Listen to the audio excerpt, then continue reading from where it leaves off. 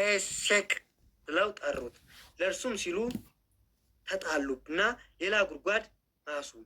ስለ እርሱም ደግሞ ተጣሉ። ስሙንም ስጥና ብለው ጠሩት። በዛም እልፍ ብሎ ሌላ ጉድጓድ አስቆፈረ። ስለ እሱም አልተጣሉም። እሱም ሮናፕት ተብሎ ተጠራ። እንዲህም ሲል አሁን እግዚአብሔር አሳለፈን፣ በምድር እንበዛለን።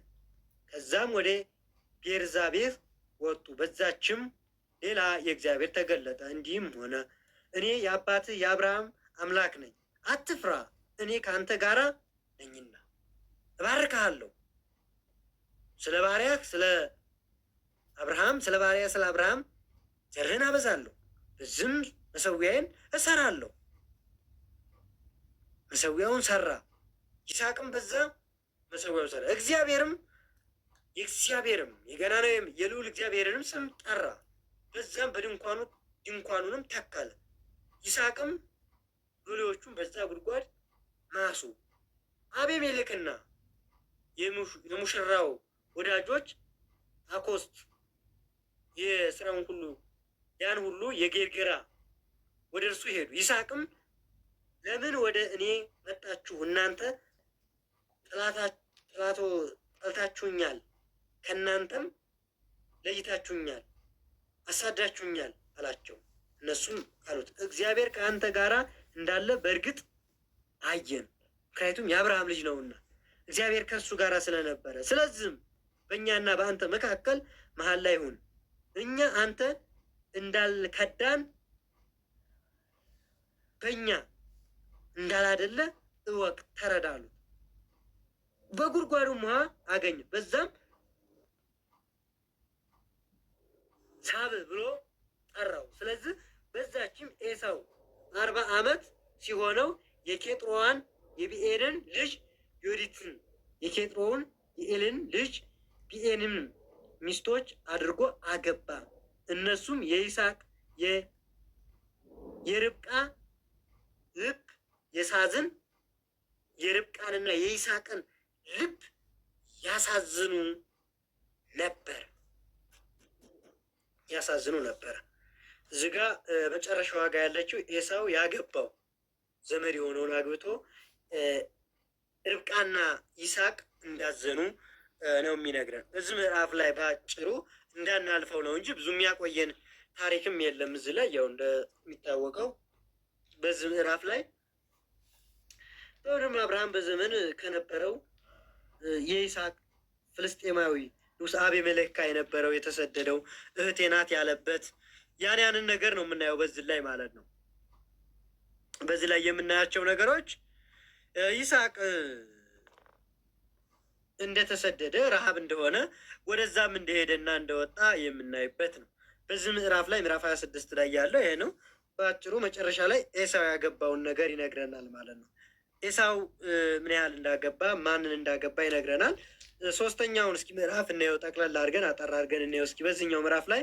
በምዕራፍ 27 ላይ ደግሞ ምን አለ? ይስሐቅ ሸመገለ፣ አይኖቹም ከማየት በፈዘዙ ጊዜ ታላቁን ልጅ ኤሳውን ጠርቶ ልጅ ሆይ አለው። እርሱም እነሆኝ አለው። እርሱም አለው እነሆ እኔ አረጀው፣ የምሞትበት ቀን አላውቅም። አሁን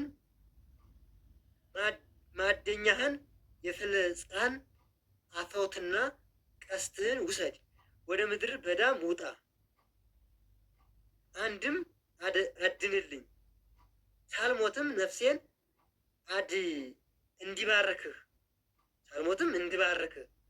የጣፈጠ መብል እኔ እንደምወድ አዘጋጅ አለው። አምጣልኝ። ርብቃም ይስሐቅ ልጇ ለኤሳው ሲነግር ትሰማ ነበረ። አሁን ምንድን ነው የቡራኬው ነገር መጣ። እንግዲህ እዚህ ጋር አሁን የቡራኬው ነገር ምዕራፍ 27 ላይ የኤሳውና የአብርሃም ነገር ነው የምናየው። እዚህ ጋር የኤሳውና የአብርሃም ማነው የያዕቆብ ነገር ነው የምናየው። እንዲባርክህ የሚጣፍጥ ምን አንጣ አለው? ምግብ አንጣ አለው። የሚጣፍጥ ምግብ አንጣልኝ። አድንና ብሎ አለው። ርብቃ ግን ትሰማ ነበረ። ኤሳውም እንደ አደን ሊወጣ ወደ ምድር በሄደ ጊዜ ርብቃም ልጇን ያዕቆብን እንዲህ አለችው፣ እነሆ አባት ለወንድሙ ለኤሳው አደን እንዲሄድ ሂዷል፣ አምጣልኝ አለው። ሳልሞት በልጄ በእግዚአብሔር ፊት እንዲባርክህ አለው ብላ ነገረችው። ሰማሁ አለችው። ልጅ ሆይ አለችው፣ በማዝህ ነገር ስማኝ አለችው። ወደ መንጋ ሄደህ 2 መልካም ጠቦቶችን አምጣልኝ፣ እነሱንም ጣፋጭ መብል ለአባትህ እንደሚሆነው አድርጌ አደርጋለሁ አለው። አባትም ሳይሞት እንዲባርክ አለችው። አገልግሏት አላ ያን ጊዜም ያዕቆብ ርብቃን እናቱን አላት፣ እነሆ ኤሳው ወንድሜ ጠጉሩም ሰው ነው፣ ጠጓራም ሰው ነው፣ እኔ ግን ለስላሳ ነኝ። ኤሳው ጠጉራማ ሰው ነው፣ እኔ ለስላሳ ነኝ። ምናልባት አባቴ ቢዳስሰኝ በፊቱ እንደሚያዝንብኝ ይሆናል አላት። መርገምም በእኔ ላይ አመጣለሁ በረከትንም አይደለም አላት። ልጅ ሆይ መርገምህ በእኔ ላይ ይሁን፣ ቃሌም ብቻ ስማኝ፣ ሂድና አምጣልኝ አለችው። ፍጠን አለችው። ሂዶም አመጣ፣ እናቱም ሰጣት። እናቱም የጣፈጠውን መብል በአባቱ እንደሚወደው አደረገች። ርብቃም ከእሷ ዘንድ በቤት የነበረውን የታላቂቱን ልጅ የኤሳውን መልኩን ልብሱን አመጣች። ታናሹ ልጇን ያዕቆብንም አለበሰችው። የጠቦቱንም ለምድ በእጁና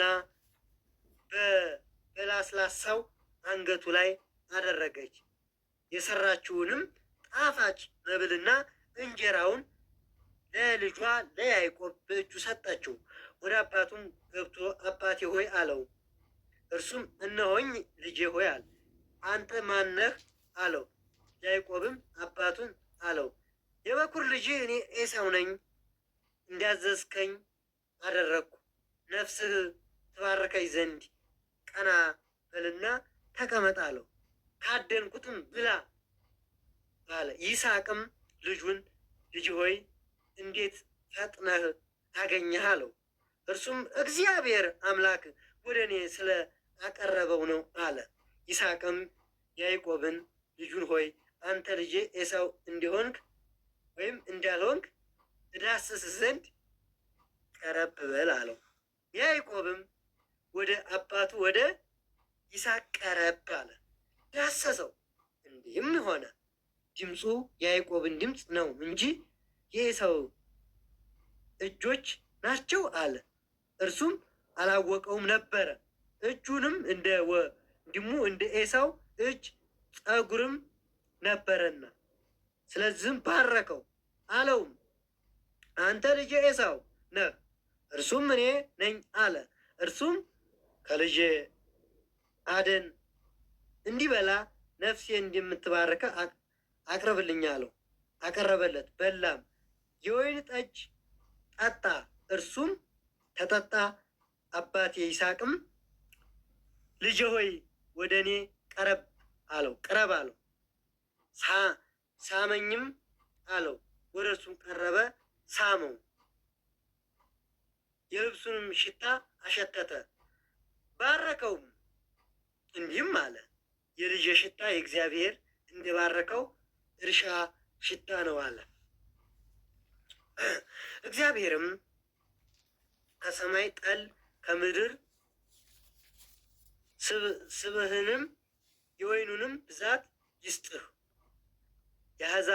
አሕዛብ ይገዙልህ፣ ሕዝብም ይስገድልህ። ለወንድምህ ጌታ ሁን፣ የእናት ልጆች ይስገዱልህ። የሚረግሙህም እነሱ እርጉም ይሁኑ፣ የሚባርክህም ብሩክ ይሁን። ይስሐቅም ያዕቆብን ባረከው፣ ባርኮም ከፈጸመ በኋላ ያዕቆብ ከአባቱ ከይስሐቅ ፊት ከወጣ በኋላ ወዳው ከዛ ጊዜ ኤሳው ከአደኑ መጣ ገባ። እሱም ደግሞ ጣፋጭ መብልን አዘጋጀ፣ ለአባቱም አገባ። አባቴ አለ፣ አባቴ ይነሳ፣ ነፍስ ትባርከኝ ዘንድ ከልጅህ አደን ይበላ አለው። አባቱም ይስሐቅም አንተ ማን ነህ አለው። እርሱም እኔ የበኩር ልጅህ ኤሳው ነኝ አለው። ይስሐቅም እጅግ ደነገጠ፣ እንዲህም አለ፣ ያደነውን አደን ወደ እኔ ያመጣ ማን ነው? አንተ ሳትመጣ ከሁሉ በላሁ፣ ባረኩትም፣ እርሱም የተባረከ ሆኖ ይኖራል አለው። ኤሳውም አባቱን ቃል በሰማ ጊዜ በታላቅ እጅግም መራራ ጩኸትን ጮኸ፣ አለቀሰ፣ አነባ፣ ተንፈራገጠ። ፊት መጀመሪያ አይጠነቀቅም ነበር። ፊት ነበረ መጠንቀቅ የነበረበት። ፊት ነበረ ወንድሙ ሳይመጣ መጠንቀቅ የነበረበት። ፊት ነበር እንጂ አሁን አልነበረም።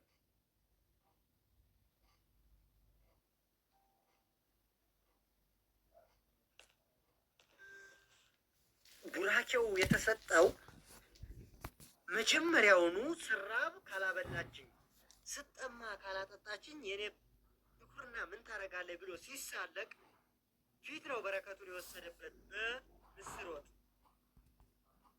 ብኩርናውን የሸጠው በምስር ወጥ ነው። ብኩርናውን ያጣው፣ ቡራኬውን ያጣው ኤሳው በምስር። አባታችን በሰማይ የምትኖር ስምህ ይቀደስ፣ መንግስትህ ትምጣ፣ ፈቃድህ በሰማይ እንደሆነች እንዲሁም በምድር ትሁን። የዕለት እንጀራችንን ስጠን ዛሬ፣ በደላችንን ሁሉ ይቅር በለን እኛም የበደሉንን ይቅር እንደምንል፣ አቤቱ ወደ ፈተና አታግባን ከክፉ ሁሉ አድነን እንጂ መንግስት ያንተ ናትና፣ ኃይል፣ ምስጋና ለዘላለሙ አሜን። እመቤታችን ቅድስት ድንግል ማርያም በመልአኩ ቅዱስ ገብርኤል ሰላምታ ሰላም እልሻለሁ፣ በሐሳብሽ ድንግል ነሽ፣ በሥጋሽም ድንግል ነሽ። አሸናፊ እግዚአብሔርን ሰላምታ ላንቺ ይገባሻል። ከሴቶች ሁሉ ተለይተሽ አንቺ የተባረክሽ ነሽ፣ የማኅፀንሽ ፍሬ የተባረከ ነው። ጸጋን የተሞላሽ ድንግል ሆይ ደስ ይበልሽ፣ ልዑል እግዚአብሔር ከአንቺ ጋር ነውና፣ ከተወደደው ልጅ ከጌታችን ከመድኃኒታችን ከኢየሱስ ክርስቶስ ይቅርታውና ምሕረቱን ለምኝልን ኃጢአታችን ሁሉ ያስተሰርይ ዘንድ ለዘላለሙ ዓለም አሜን። ለዘላለሙ ዓለም አሜን። ለዘላለሙ ዓለም አሜን። ምስጋና ይሁን። ምንድን ነው ካነባ በኋላ ቡራኬ አንዲ ብቻ ናት ወይ እያለ አባቱን ጠየቀ። አዎ ለወንድም ትገዛለህ፣ እሱን የምትቃወም ከሆነ ቀንበሩ ባንተ ላይ ይበረታል፣ ይጠነክርብሃል በማለት እንደተናገረው ይነግረናል። ይህንን ካለ በኋላ እንግዲህ በዚህ ላይ ለየት የሚለው ነገር ምንድን ነው? ይህን ብስጭቱን፣ እንባውን፣ ማልቀሱን ርብቃ አየች። ኤሳው ምን አለው? ሂድ፣ ውጣ፣ ወደ ዘመዶች ጋር ሂድ፣ ተሰደድ፣ ወደዛ በዛ ሚስት ታገባለህ ብላ እንትን እንዲያለችው ኤሳውን ወንድም ሊገልህ ነው እገለዋለሁ እያለ ሲጮህ ስለሰማች ኤሳውን እንዳይገልህ ውጣ ሂድ ብላ ርብቃ እንደመከረችው ኤሳውም ወጣ። ከዛ በኋላ ወጣ ነው የሚለን ታሪኩን። የዚህን ታሪክ የመውጣቱን ከወጣ በኋላ ቀጥታ ወደ የት ሄደ የሚለውን ነገር ስንመለከት ምዕራፍ 28 ነው የዚህን ታሪክ የሚያስቀጥልልን። ምዕራፍ 28 ያስቀጥልልናል። ምን ብሎ ኤሳው እንዴት በመንገድ እንዳገኘ የያዕቆብ መሰላልን እናገኛታለን። እንደገና ደግሞ 14 ዓመት 21 ዓመት እንግዲህ እንደተገዛ እንዴት የምናገኘው ነው። ከዚህ በኋላ እንግዲህ አሁን ወዴት እየገባን መሰላችሁ?